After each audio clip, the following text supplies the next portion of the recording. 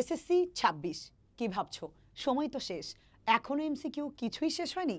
MCQ না পারার প্রধান কারণ হচ্ছে এমসিকিউর জন্য স্পেশাল কোনো প্রিপারেশন না নেওয়া এবং এমসিকিউ টাইপ ওয়াইজ অ্যানালাইসিস না করা।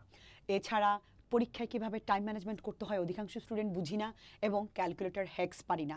তোমাকে ম্যাথ অনেকটাই এগিয়ে নিয়ে যাবে, যেমন ধরো ফিজিক্সের কথা বলি আমি, হায়ার ম্যাথ অথবা জেনারেল ম্যাথে তুমি যদি কিছু টেকনিক জানো এবং শর্টকাট কিছু নিয়ম জানো আর ক্যালকুলেটর হ্যাকের ব্যবহার করতে পারো, তবেই তুমি পরীক্ষার হলে সেরাটা দিয়ে আসতে পারবে। বিগত বছরগুলিতে অধিকাংশ স্টুডেন্ট ফেলের প্রধান কারণ ছিল হচ্ছে এমসিকিউ।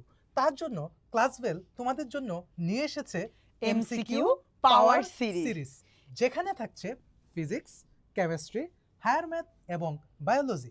এছাড়াও থাকছে জেনারেল ম্যাথ এবং বাংলা দ্বিতীয় পত্র। আমাদের বাংলা দ্বিতীয় পত্রের সেরা 5 পৃষ্ঠার নোটের কথা তো আর আমি নাই বলি, এটা বিগত বছরগুলিতে 4 বছর ধরে সমানভাবে এতটাই কমন এসেছে। 30টি এমসিকিউ ইনশাল্লাহ তুমি কমন পাবে, এবং আমি চ্যালেঞ্জ করছি। আর আমার জেনারেল ম্যাথের 77টি এমসিকিউ টাইপ ভিত্তিক, এত সুন্দর করে গুছানো। হ্যাঁ, আবারও বলছি, মাত্র 77টি এমসিকিউ করলে তোমার লাইফ জাস্ট সেটেল। তুমি যদি এমসিকিউতে ভালো করতে চাও, অবশ্যই তোমাকে টাইপ ভিত্তিক প্রিপারেশন নিতে হবে গুছানোভাবে, এবং প্র্যাকটিসের সিস্টেম বুঝতে হবে যে কত মিনিটে তুমি কতটা এমসিকিউ দাগাতে পারছো। আমরা আমাদের কোর্সটাকে ওই রকমভাবে সাজিয়েছি, তুমি একটা টপিক শেষ করার পর ওই টপিকের বেসিক শিখতে পারবে, ওই টপিকের শর্টকাট টেকনিক শিখতে পারবে এবং লজিক শিখতে পারবে।